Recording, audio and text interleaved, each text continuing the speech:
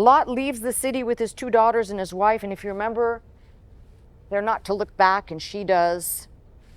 And there's a lesson there. For all you salty ones out there, there's a lesson. God really actually does want us to obey his word. This is not obedience like we teach a dog. This is, as really brilliantly Dr. Scott explained, running to the voice of the sayer, listening and going in that direction, not away from it, is the best way to explain that without people cringing at the word obedience.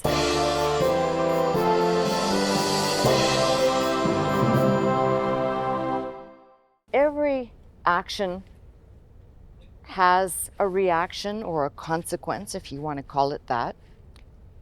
Some people are asking, for example, about our country.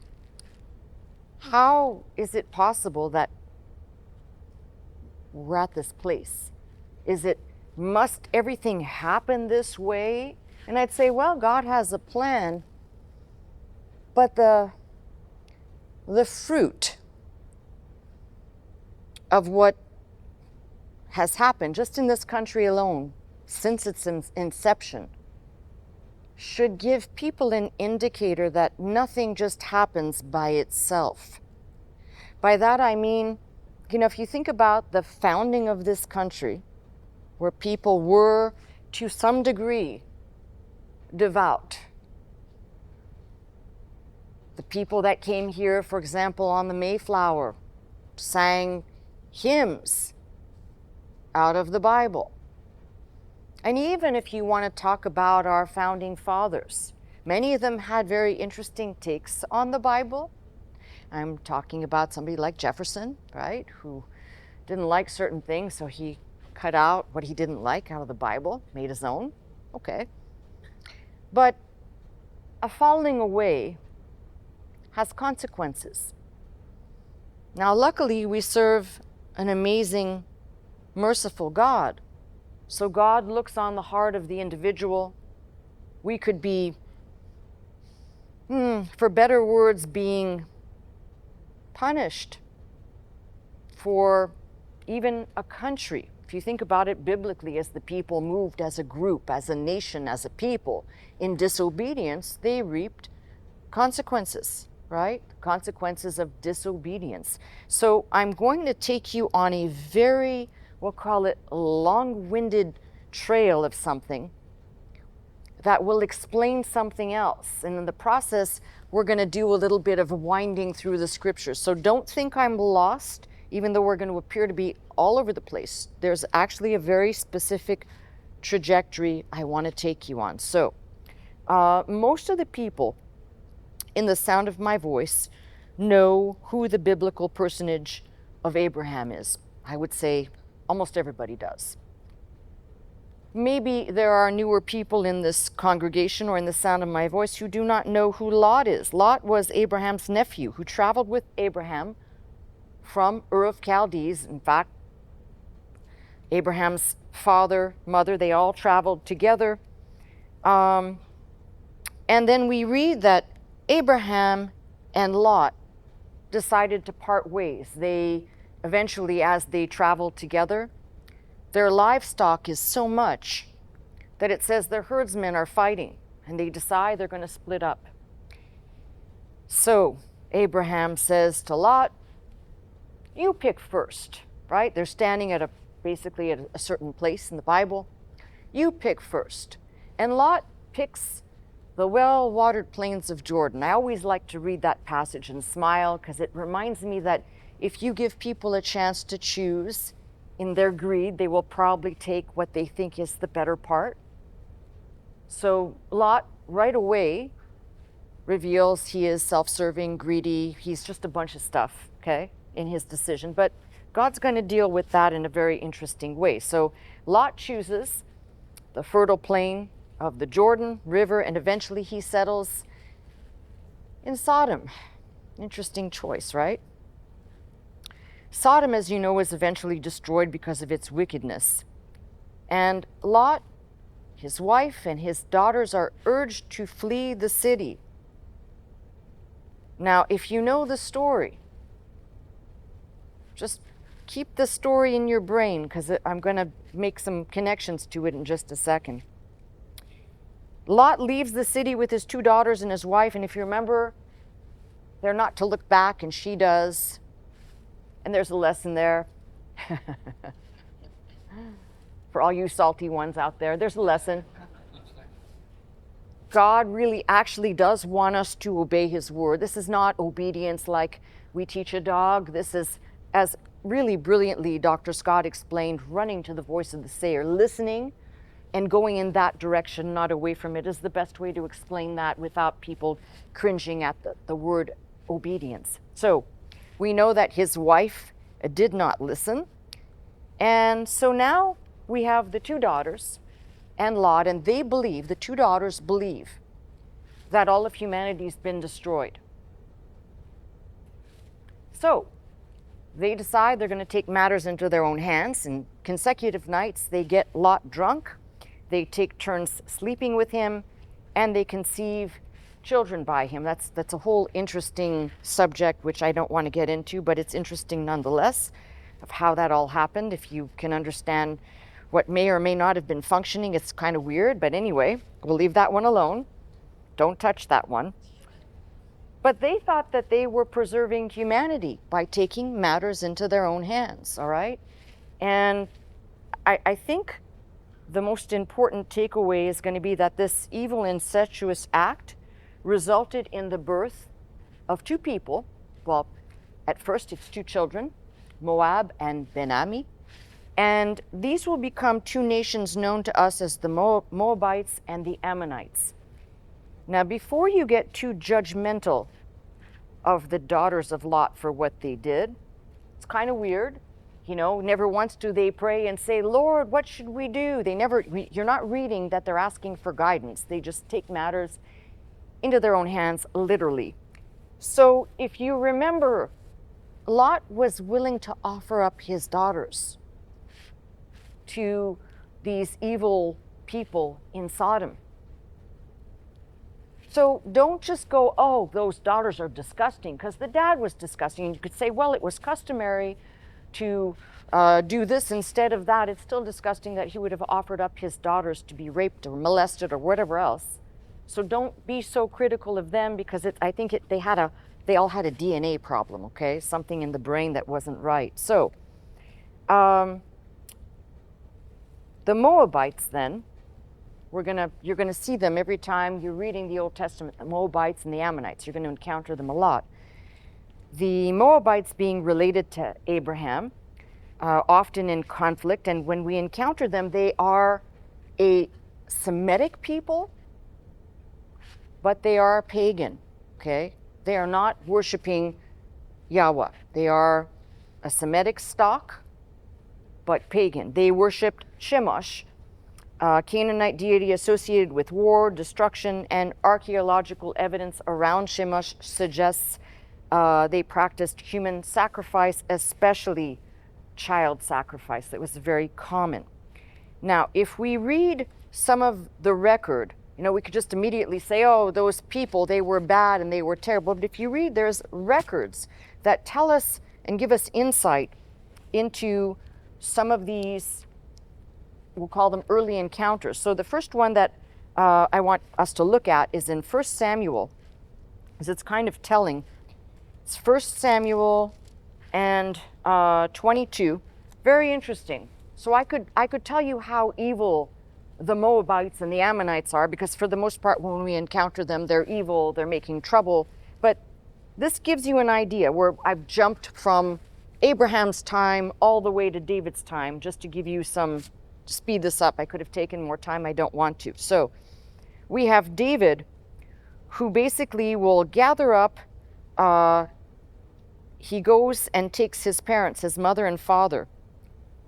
Verse 3 of 1 Samuel 22 says, David went thence to Mizpah of Moab, and he said unto the king of Moab, let my father and my mother, I pray thee, come forth and be with you till I know what God will do for me. And he brought them before the king of Moab, and they dwelt all the while that David was in the hold. So that gives you an idea that no matter what you're going to read, there were some moments of goodness on the part of the Moabite people, okay?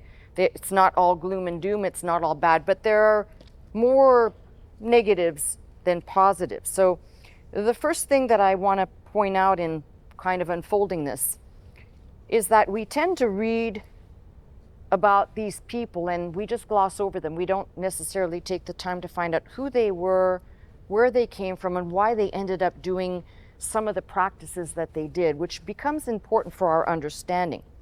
So the first thing I want to point out to you is that although most of this is going to be negative, just telling you up front, there's pockets of goodness, especially in the line of Moab. We've got a couple of instances of goodness. But let me make sure that we're all starting in the same place. Maybe the first point that I want to take note of is that everything kind of goes south when people in the Bible, which then after the Bible comes to us, take matters into their own hands to solve problems, okay? So the daughters of Lot, for example, took matters into their own hands, thinking that they never asked God, they just did what they did. And that brought forth an incestuous evil seed. And the argument somebody might make will be, well, but wasn't there incest earlier with the first family? And how did they reproduce? Because if there were no people before Adam and Eve, well, God somehow made that okay. So just kind of, don't ask me because I'm not God, but somehow that was okay with God, somehow this is not. So just kind of note to self that when people take matters into their own hands, there are consequences. So, for example, the consequences of the children of Israel making a golden calf to worship, taking matters into their own hands because they were impatient to wait for Moses to come down from the mount. You've got Abraham and Hagar, impatient and taking matters into their own hand when God clearly said he promised them a child, but they couldn't possibly wait on God, so they took matters into their own hands, and Abraham and Hagar produced Ishmael instead of waiting on the child of promise, Isaac, all right? And Saul offering sacrifices prematurely instead of waiting. So the Bible kind of shows us a record when people start to do things on their own and not wait on God's word or go according to what God said, there are consequences. So I'll come back to this probably at the close of my message, but when we look at even our lives, our country, things that are current, don't think they just happen because, oh, somebody's got bad luck. There are consequences to everything. And we as believers, as faithers, have to be mindful of that. So let me get back into talking about, I'm looking at the Moabites first, okay? So I just pointed out something really nice. David entrusts his parents to be safeguarded by the king of Moab. And probably the most famous Moabite in the Bible is Ruth, the book that bears her name. And what I find unbelievable about Ruth is that it shows you that even though this line of incest, this line of not waiting on God, not asking God, that God could still enter in. That's the beautiful part that gives us all hope, right? That God could still enter into that line and raise up a woman who, as I said, is memorialized in a small book in the Old Testament bearing her name, Ruth. But after her husband died, she remained loyal to her Israelite mother-in-law, Naomi. And she says something so beautiful. Basically, she says, where you go, I'll go. And the God that you worship is my God. And trust me, God had to have heard her words because he honored her faith. And she is unlike any other Moabite in the book, all right? In fact, God was so gracious for her quarter turn of wanting to follow Naomi and stay the course that he lets her meet Boaz, and eventually they get married. And that is the line descending to Christ. So when you think about it, God, this is why I rail against people saying the Bible's not inclusive and it excludes people. No, no, no, no. Here's a woman who came from a lineage of incest, who should have been discarded, and yet God graciously let her be woven into the tapestry that makes up the genealogy leading down to Christ. This is actually David's, I believe, great-grandmother, great-grandmother. So it tells you God, when he sees just a little quarter turn, not even a full turn, that means something to him. So that should bring hope to the people out there that say, well, what hope is there for me? Well, just take a little page out of what I just said, and it's pretty amazing. But the point here is that there's a lot said about Moab and the Moabites in the negative. The prophet Jeremiah predicted judgment on them for their pride and their actions. One of their most famed kings was Mesha. Now, I know there's a bunch of people out there that listen, and they always think I say things and, oh, what's that? Well, for those of you who need something extra, there is a stele called the Mesha stele. It dates to the 9th century, and it's probably one of many secular, non-biblical references to Yahweh, to the people, the children of Israel, and the events that unfolded in the Bible. That's why I say, the whatever you take out of the earth doesn't lie, right? But very interesting. The stele chronicles the rebellion against the kingdom of Israel in the 9th century, and inscriptions detail King Mesha's victory over Israel and attributing them to the Moabite deity Chemosh. In case somebody says this is all made up. No, it's not. It's all part of an important history. Now, on the other side, so I just talked to you about one of the lines of the children of incest, that's Moab and the Moabites. Then there is the other side of this, Ammon, or the child who's called Ben-Ami, whose descendants will be known to us as the children of Ammon or the Ammonites. And they have their own history, and their history is kind of interesting. And I would say important because it paints a picture of why acts of disobedience before God are not forgotten. So, we have the children of Israel. They are being led out of Egypt. And here are the children of Ammon, the Ammonites. They refuse to let the children of Israel pass. They won't let them pass. They won't give them bread. They won't give them water.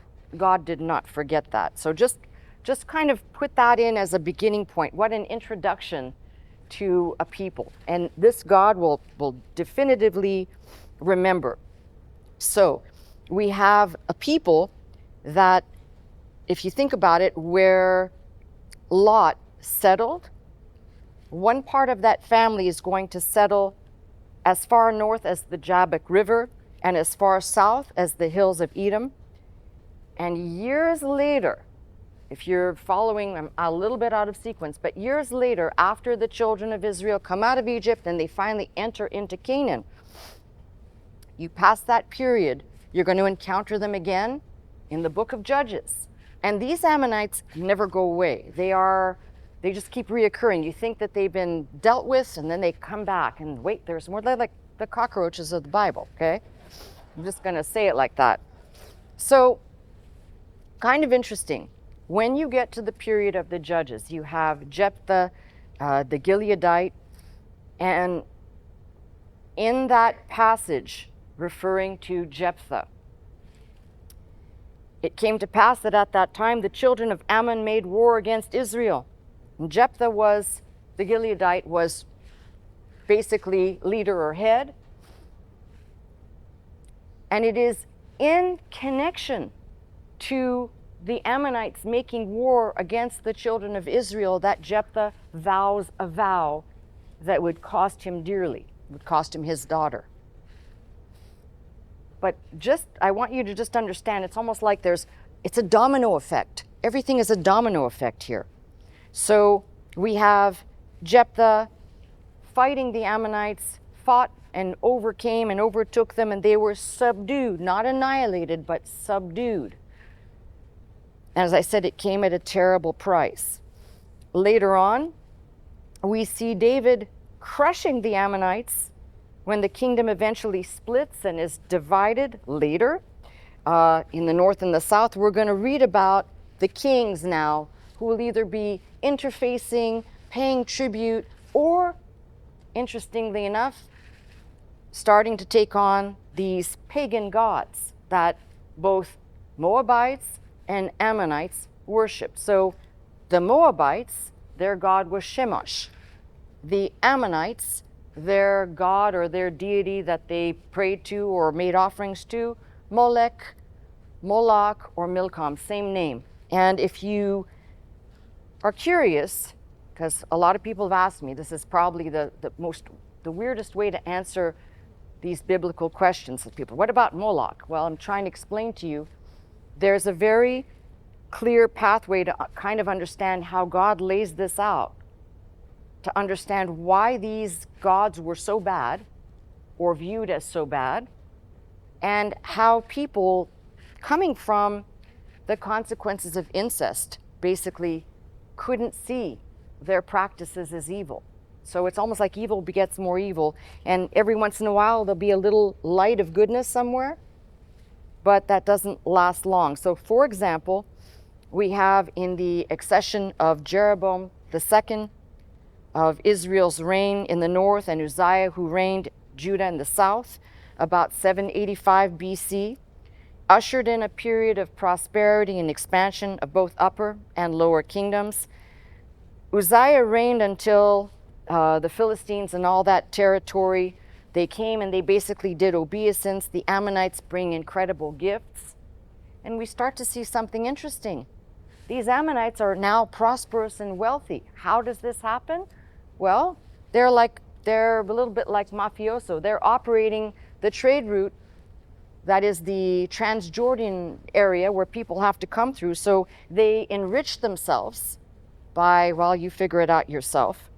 And we see them gaining traction with the kings of the north and the south because they're arriving and they're bearing great gifts. And of course, what political leader isn't enthralled to receive bribes and gifts, right? Don't think that our politicians invented it. It's right here in the Bible. It goes way back.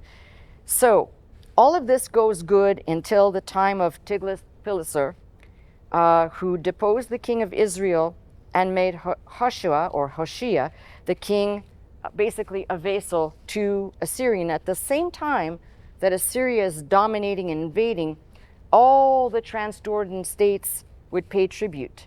And somehow we know that these Ammonites are involved. So wherever there was money going on, these people are there. They're either taking, stealing, whatever they're doing. And that's all I can tell you about that. They somehow provided materials for the palace at Nineveh. And if you've ever seen pictures of the palace or read descriptions of the palace, that's a whole lot of gold. That's a whole lot of stuff, which means they were prolifically robbing people. That's kind of what that translates to. So if you take all of the information I've just put out there and then add to it, by the time the people come back from Babylonian captivity, we're in the book of Nehemiah, you can tell that the Ammonites have not been eradicated. Why? Because you all remember a person named Sanballat in the book of Nehemiah and Ezra, Sanballat? Well, Tobiah is Tobiah the Ammonite. Sanballat the Honorite. So they're not eradicated, they're still around. And somehow, I think this is very interesting because we're constantly reading that God is saying, wipe him out, get rid of him, and battles are fought and they're never eradicated. That's why I said like cockroaches, right? There are some interesting prophecies about these people.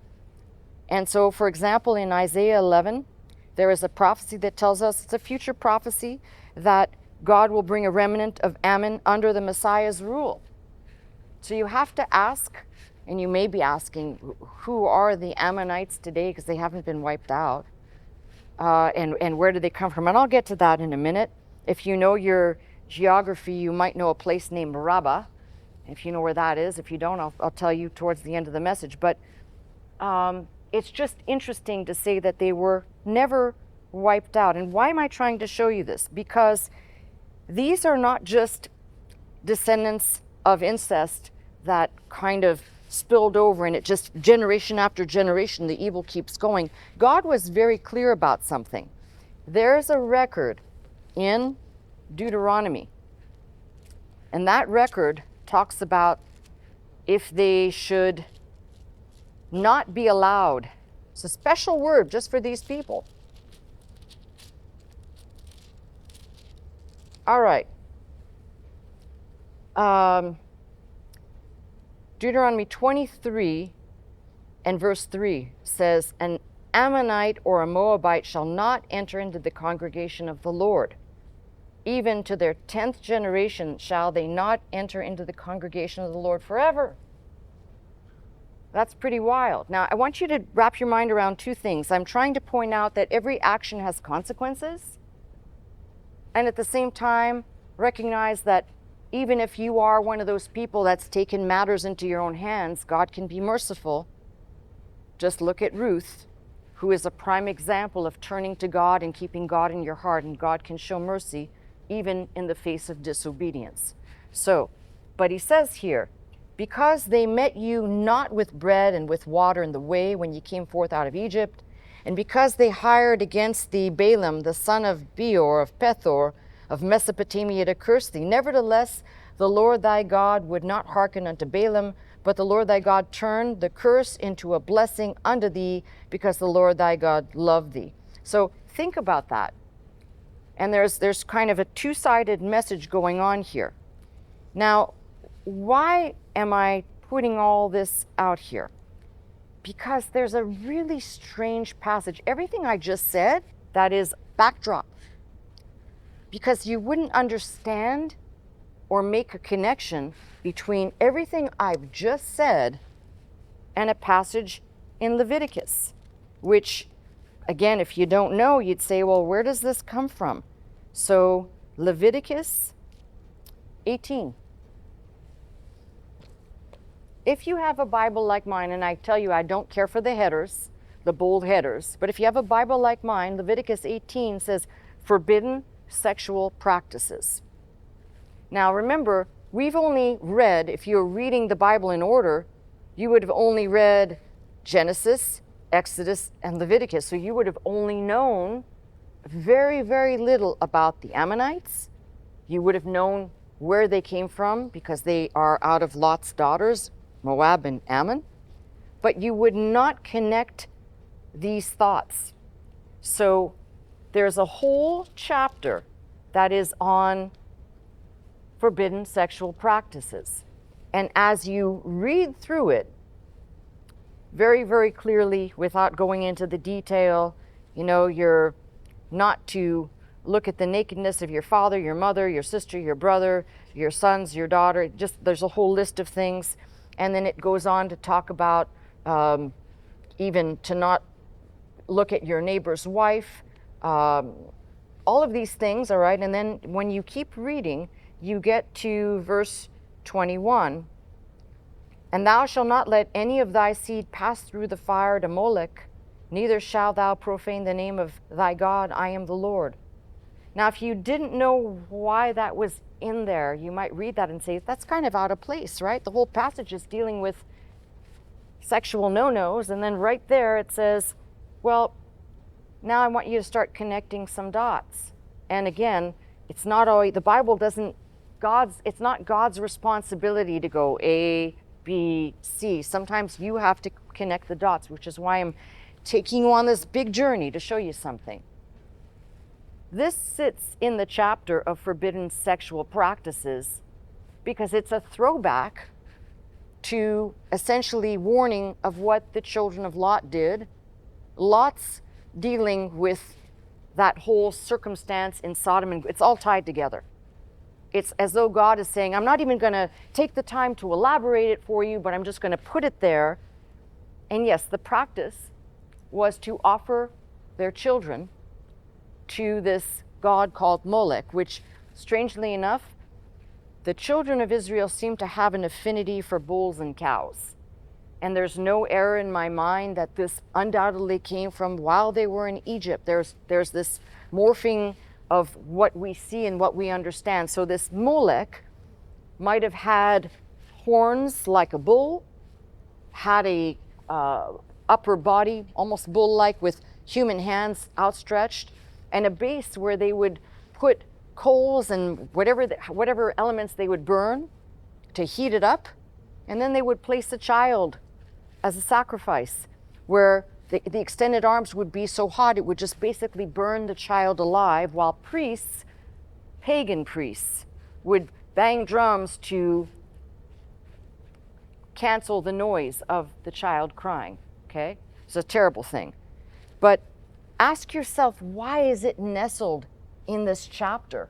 And it'll give you understanding that God connected this whole passage to sexual immorality and forbidden practices, which take you back to Genesis 19. And beyond that, by the way, Sodom and Gomorrah is attached essentially, and then the daughters of Lot. So it's like saying the first act of disobedience, the first act of taking matters into your own hands, led to a whole unfolding, an avalanche, that were there other Canaanite deities being worshipped that bore similar characteristic traits, or that they offered votive or human sacrifices to? Absolutely. But God mentions this one right here. And there's layers to this that I could keep peeling back, but the most interesting thing is if you look at this, again, there's all these pseudo things. So Moloch, if you looked in the Hebrew, it would look something like this. And if you have studied with me, you know that that is melech, king. Can also mean shame. There's other meanings to it. So it's almost like this name was stolen and then morphed to mean something else. And whether it's shame, guilt, or king, I can't say to you, because it was not originally written in Hebrew, but those are the letters from the Hebrew that I take from that name. So it's important to understand God placed that just randomly right there. No, not at all. Against sexual practices, telling the people, thou shalt not let any of thy seed pass through the fire to Molech, neither shalt thou profane the name of thy God, for I am the Lord. Then read the next verse. Thou shalt not lie with mankind as with womankind, is abomination. So nestled right in there, if you didn't understand the why, I hope you do now. It links you back to almost God saying, you know where this came from? This came from back there, from immoral sexual practices that then, almost like some evil that overtook, that just spawned down and produced these, we'll call them practices of evil. So when we talk about these things, I can tell you, people have asked me this question so many times. We know that Molech, Milcom, they're associated with Ammon and the Ammonites directly. As I said, they were also part of an umbrella group of the Canaanites, which encompass all of these ites, the Amorites, the Girgasites, the Hivites, the Hivites, the Jebusites, the Perizzites, yes, the Perizzites, Sidonians. And so they all worshipped some form of Molech or Milcom. And did they all offer their children? It's very difficult to say, but it seems like it was a common practice. So then you end up reading passages like what is in Deuteronomy 12, and it kind of tells you why now. Why was God warning the people?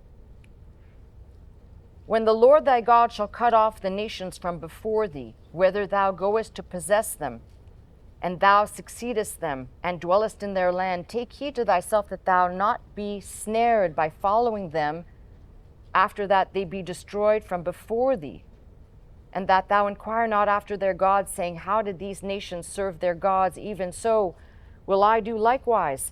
Thou shalt not do so unto the Lord thy God, for every abomination to the Lord which he hateth have they done unto their gods, even their sons and their daughters they have burnt in the fire to their gods. What things soever I command you, observe it to do, Thou shalt not add thereto, nor diminish from it. So it's God was warning. And again, don't just think about this in terms of what God was warning the children of Israel. When you go into the land, this is why God was saying, when you go into the land, wipe it clean. Because he knew what was in the heart of the people, to be easily swept up to serving other gods. And you might say, well, you know, these were uneducated people and they were maybe not knowing and they didn't understand. Okay, well then you need to take a second look, because it doesn't just affect the children of Israel entering into a land, it will affect the entirety of this history, this portion of history, when you understand, because they didn't eradicate, because they didn't listen, because they didn't obey. And now you fast forward to the time of Solomon. And it specifically says in the chapter that speaks of how Solomon's heart was led away, that he got caught up, fell away from following God, and he chose to surround himself with Moabites and Ammonites and Edomites. And it says basically, God very specifically warned him as he warned the children of Israel. And this is why I'm saying to you, a lot of times we read or we hear things and we think it's for somebody else. And this lesson has so many levels to it. We could probe the depths of Moloch and ask ourselves why. But probably there's never going to be a rational why when you're talking about demonic forces at work. You can't make sense of what the devil does or makes people do, or that people lend themselves to do. However, you could say, well, didn't Solomon know better? I mean, after all, he did build a house for God, right? That was what he was permitted to do. David wanted to do it, and God said, no, your hands are too bloody. But Solomon got to build the house, and it was not enough for him to stay focused on God and God's way and God's word. And clearly we see in 1 Kings 11, then Solomon did build a high place for Shemash, the god of the Moabites, and for Molech, the abomination of the children of Ammon. He took the time to build and construct these things for the purpose, obviously, of what would become a practice taken up by many of the people who were following or marginally following Yahweh. So when people say, how did this happen? I just told you. Now there is a record. It's interesting because it's papered through the Bible. You cannot escape this record. So if you read in Psalm 106 and verse 34, it says, they did not destroy the nations concerning whom the Lord commanded them, but were mingled among the heathen and learned their works and served their idols, which were a snare unto them. Yea, they sacrificed their sons and their daughters unto devils, and shed innocent blood, even the blood of their sons and their daughters, whom they sacrificed unto the idols of Canaan. And the land was polluted with blood. Thus were they defiled with their own works, and went a-whoring with their own inventions. It's very interesting to me that we read these passages and we don't get a check in our hearts and in our minds that no, God is not asking us to do certain things or not do certain things, but there are things that are said clearly that say, if we are actually listening and trying to follow, these are wonderful lessons to show that somehow getting caught up in what somebody else is doing will never bear fruit in any good way. And I could make a modern application to this right now, and I think I will, because I've got a little bit of time to do it. You can make a modern application to this to say people getting caught up in other worship practices who are not reading this book, they're not studying this book. And I know this is quite a controversy when I say this, but you've got pastors, forget about parishioners, you've got pastors that are on this bandwagon to hoist Israel above Jesus Christ, while many people are being misled because it's their spiritual leaders leading them on this journey. And how easy is that? Just read the Bible to see how easy it is to be led astray.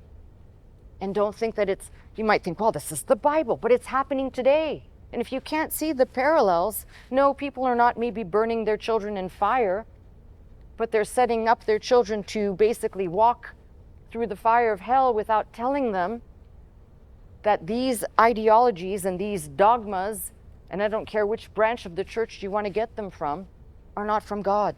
They never were from God. And if anybody's reading the word, you could see it, read it, know it for yourself. Don't take my word for it. So it's really important to see when we say these people learned and served the idols. And we tend to think, well, we don't have that today. Oh, yes, we do. We're plagued by it. We're plagued by it everywhere we look. So don't just think this is something archaic we don't have to deal with. We do. Now, what's interesting is if you keep reading about these people, you're going to find a couple of things come up. One of them is that Jeremiah will mention them explicitly. Ezekiel will prophesy and refer to the abomination of child sacrifice in the kingdom of Judah. That's Ezekiel 16. And that God basically instructed them. So, you might say, well, why did God say, go into the land and wipe it clean and don't commingle yourself with other people? There was a reason for it. Modern Judaism, for example, not unlike, it's very similar to Christianity like this. People say, I want to meet someone who's of my own faith. But if you're practicing it, that's one thing. If you're that faith in name only, I don't even know why you'd bother, because you're already burned down with things that have nothing to do with God, just going through the motions of a social group, if you want to call it that. So God was trying to warn the people. No one was listening, obviously, because it became so pervasive. And we then get a little indication of something. It was in the time of King Josiah, who destroyed Topheth in the valley of Hinnom to prevent it from being used for sacrificing children. That's in 2 Kings 23. The obvious references made by Jeremiah and Ezekiel reveal that the high places, what are called Topheth, is a name for a place where worshiping Moloch and the acts of these insidious practices happened. So the Topheth in the valley of Hinnom was likely the place of worship established by Solomon in his day. And we have the Greek word Gehenna, which comes from the Hebrew Ben Hinnom, referred to as the Valley of Hinnom because of the terrible and horrific acts committed there in the Valley of Hinnom. The word Gehenna aligns with it, the burning, human sacrifice, the burning, evil, kind of the perpetual fires, if you want to call it that. And you might ask, well, was this practice done by other people in other places? And this is what's interesting. We have very little archaeological evidence of Chemosh. We've got the mention of it on some inscriptions. We have very little to go on except when you get to Carthage, which is completely outside of what I'm discussing. And you can look this up for yourself. There is a historian by the name of Clitarchus, and he wrote, quote, Phoenicians and above all Carthaginians worship Kronos, who is going to be the exact same deity as Molech in this particular reference. If they wish to accomplish something big, then they devote a child of theirs, and in the case of success, sacrifice it to the god. There is a bronze statue of Kronos among them, which stands upright with open arms, the palms of the hands facing upwards. This imagery is the equivalent of Moloch or Molech. And there's still great debate, by the way. No two scholars are in agreement over this, but the idea is that it was practiced primarily by the Canaanites, and because of commingling and other elements, it got joined in and people were practicing this most terrible act. So this is why this is a long-winded way to get to where I wanted to go. You get to the New Testament. Right before Stephen is stoned in the book of Acts, I believe it's in the 7th chapter, I think it's in the 43rd or some verse somewhere there, where Stephen is delivering his sermon, his speech before they stone him. And he brings up, who is he talking to? The religious people of his day who are full of zeal, and they want to eradicate those people who are followers of Christ. And he brings up this one statement of offering to the god of Molech. And a lot of people read that and they either conflate or they don't understand what he was saying to them at that time. If you read the whole passage, is how God kept giving them chances to obey, to listen, and the whole time they did what was right in their own eyes. They acted and they did evil just based on what they wanted to do with blatant disregard, but yet they still put a halo around everything, calling it their faith or their religion. And this is why, if you really take a second read of Stephen's sermon, you realize that he was, without saying it, he was saying, "You bunch of hypocrites, you bunch of hypocrites, bunch of lying hypocrites." That's what he was saying in bringing this out. So wait a minute. Stephen, he's bad because he's following this crucified and risen Messiah. Yet you're going to stone him for saying these things while you, Stephen's talking to them, is basically calling out their evil. If you read his whole sermon and read it in those eyes, with those eyes, you recognize what he was calling out. And it is no different when I say this, except for the child sacrifice part, it is no different than what goes on today. The church has reinvented itself over time.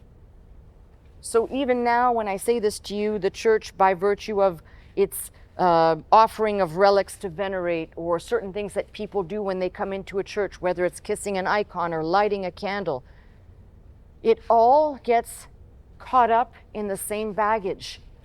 God is interested in, that's why I brought up Ruth. God is interested in what's in the heart. So even a child of incest to the 10th generation, as Deuteronomy describes, could be set free if the heart was turned back to God, which she did. And I think what I'm saying to all of us here is it's interesting to understand where these things came from, where false worship comes out of. There's always a start to something. You know, we talk about this. Christmas is coming up, and people will have great debates over should we celebrate the birth of Christ even though it's not the birth of Christ, and is it bad to celebrate? And we get into these great debates, and people tend to forget that the season we're entering into is actually a pagan celebration. No different, by the way, than what I just described to you about the warnings to the children of Israel. And I'm not saying to you, hey, don't have fun with your relatives. I've always told you, for me, Christmas is a time I use it as an excuse to tell people around me in a not weird way, hey, I appreciate you, give a gift, you express love or appreciation, that's fine. But if I hear another person say Jesus is the reason for this season, you, my friend, are a pagan. You are a pagan to not understand that you call yourself a Christian and you won't even take the time to read this book to find out that Christmas, well, what's wrong with celebrating the birth of Christ? I've already gone through this. I'm not going to preach that message again. But what I'm saying to you is what makes us any different than what I just described, except that we're not offering our children to the god of Molech. But without understanding the relevance of this, and it's quite important, because when God says something, we can read it and we can pretend as though those are all those people in antiquity and it has nothing to do with us, but actually it does. There are consequences. Now, I don't think God is going to get mad or angry for people celebrating, hear me out, celebrating brotherly love any time of the year. Genuine brotherly love, I don't think God's offended by that. What I think is just baffling to me is that, again, we have taken up practices that we call Christian, just as these people took up practices, and I'm sure they put a halo around it and said, look, we're serving God. But in the heart, which I cannot see and only God can, is where this message must take root, so that when people say, well, can you elaborate more on the rituals and the things they did? No, there's no need to. It tells you it started out of perversion. It was driven by perversion, driven by perverse understanding, and not even turning to God. Go to the first place. Those two daughters did not stop. Forget about what Lot did. Those two daughters did not stop right there and even talk to God and say, Lord, are we alone? What would you have us to do? We're going to pray and we're going to ask you and we're going to wait on you. As remember, God actually was kind enough to, by methods chronicled in the Bible, to deliver them from the evil of Sodom and Gomorrah. The same God could have shown them that they weren't the last of humanity, that they had to take matters into their own hands. And this is, by and large, I hate to say this, it's by and large the history of the church. If you look at the inception of the Catholic Church, it was taking matters into their own hands by trying to, let's bring more people in, let's, excuse my language, let's bastardize what holidays we do have to turn them into and graft them onto the pagan celebrations so that we can all do this together and water down the very essence of what we're here to do. Again, I want to make clear, I'm not bashing on celebrating something. I told you, I use Christmas as an excuse just to tell people, I love you, I appreciate you, or whatever, that in the secular realm would kind of maybe for other people be weird, right? But when you think about it, it is the same pagan activity. It's the same mindset that says, well, if we celebrate this, add, color in your ending for you. I know for me, what I'm trying to say is that there are consequences to everything. There was a time in this country, some of you know this, I've talked about this, there was a time in this country where Christmas was outlawed. Do you know that? A couple of you do. Look it up, it'll surprise you. And it'll surprise you as to why.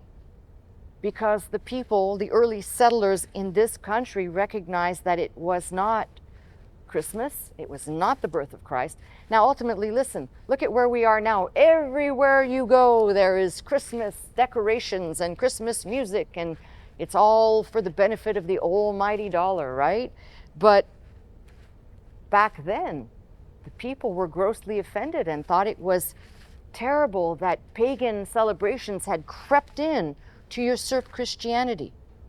Now, I'm not telling you anything that I haven't talked on or delivered before, but what I am saying to you is this message becomes really important when you start to analyze actions that are outside of God's providence and consequences that follow afterwards.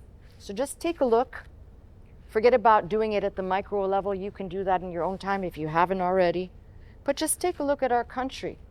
As our country started to succumb to the pressures of worldliness and the flesh and the devil, we started to make things be okay. You get desensitized, right? You no longer recoil at seeing certain things on TV or agendas being pushed at you. Look, we've had, 20 years of being worked on ocularly by watching TV to desensitize the population, to make it so it's not so offensive, it's not so bad. There's actually nothing offensive anymore. It's all acceptable, right? Or is it? That's what I'm talking about. So don't think that the consequences don't come home to roost. God cares deeply about what He made and what He brought to this earth. And I think the biggest thing is when we stop honoring Him and stop, when I say honoring, I don't mean that Christmas is honoring Him. I'm talking about every day. And trying to find out if a practice is being conducted. Does it belong in God's program? Does it belong within my life? Is it part of walking with Him? Or have I, just like these people, gotten caught up and swept away in something that will ultimately lead to my demise and destruction in terms of the kingdom and my eternal standing? And that's what I'm asking you to reflect on today. This is a message with many tentacles to it, but it all comes back to the same thing. We heard this during COVID. We're all in this together, right? But we really are in this case. Humanity really is in this together. And this is where it gets really amazing. You get choices. You can be like Ruth, the Moabite, who said to her Israelite mother-in-law, your God will be my God. Where you go, I will go, and I will follow you. Or you can make the God of your own design and march to your own drumbeat. And God, as I said, two groups of people, God's always looking on. Now, He is not looking for you to walk perfectly, because He knows we're flawed, and He knows we're distracted, and He knows what we do. but just that which is in the heart gives enough of a quarter turn for God to enter in and do the rest. So for many of you out there who think you may have foibled one time too many, or maybe it's the reality that you've walked to your own drum, I want you to think of the beauty of what I described in the line of Moab, bringing us to a person like Ruth. And just so you know, there are no, I hate to say it, there are no redeemables notable of Ammon, except for that one king that showed favor to David's parents. Who are these people modern day? They're the people of Jordan. Surprise. That whole area is the people of Jordan. God's last word. He said, they took land that didn't belong to them. So it'll be interesting when God evens the playing field, the last days of biblical history unfolding, to see what God does with that land. Just something to think about when everybody's busy talking about who owns what. You know, it makes it real simple. At some point, God's going to use this technique. He'll do this. Right? It's the Scott technique of clearing a desk, where everything ends up on the floor. It's clean now. Okay, you can come in, right? But make no mistake, God is still looking for what's in the heart. So for all the people out there that say, well, I might fit into the category of marching to my own drum, I've done my own thing, I want you to think about a person like Ruth. And for the rest of the people out there, they probably cannot be turned around or helped, because they still believe that their traditions, the things they do in their worship practice, are not offensive to God. Now, I'm not God, so I can't speak as God, but I can only say from what I know and from what I've presented to you today. Yes, there's a lot of evil that the people did, and they had the opportunity.